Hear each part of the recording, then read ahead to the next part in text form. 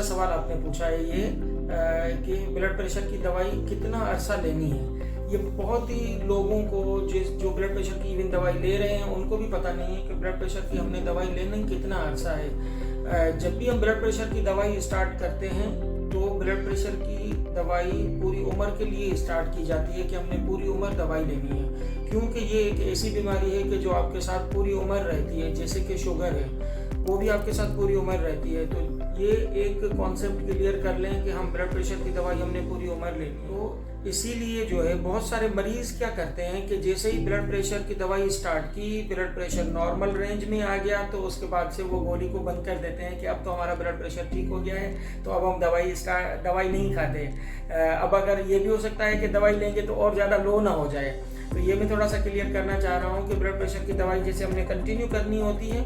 जब नॉर्मल हो गया है तो ये दवाई से नॉर्मल है, तो इसको दवाई को आपने कंटिन्यू रखना है। जब तक आप दवाई को कंटिन्यू रखेंगे तो ये नॉर्मल रहेगा, और ये नॉर्मल रेंज में आ रहा है उसके बाद भी आपने दवाई लेनी है। अब अगर इसको दवाई को नहीं लेते तो अब क्या होगा कि 2-3 दिनों में फिर से ये ब्लड प्रेशर बढ़ना स्टार्ट हो जाएगा और फिर खतरनाक हद पे भी जाने के खतरा होता है कि ये खतरनाक हद पे बढ़ जाए। अब ये देखें कि दवाई ब्लड प्रेशर की बेसिकली हमारा एम क्या होता है और हम क्यों ले रहे हैं। Basic aim is to prevent the future complications. हमें अल्लाह न करे कि किसी को जो है ब्रेन में स्ट्रोक हो जाए, किसी की आंख पे असर आ जाए, ग्रेट वेसल्स जो शरीर दिल से निकलती हैं उन पे असर आ जाए, या दिल का अटैक हो जाए, या दिल पे असर आ जाए, या फिर गुर्दों पे असरात आ जाएं। तो इन डिजीज़ को रोकने के लिए हमें दवाई स्टार्ट करनी होती है, और इन्हीं डिजीज़ को कंट्रोल में रखने के लिए दवाई स्टार्ट करनी होती है कि ताकि ये चीज़ें ना हो फ्यूचर में। तो हम इसीलिए दवाई को लेते रहते हैं। तो ये दवाई हमें पूरी उम्र के लिए लेनी होती है, ना कि ये दवाई आप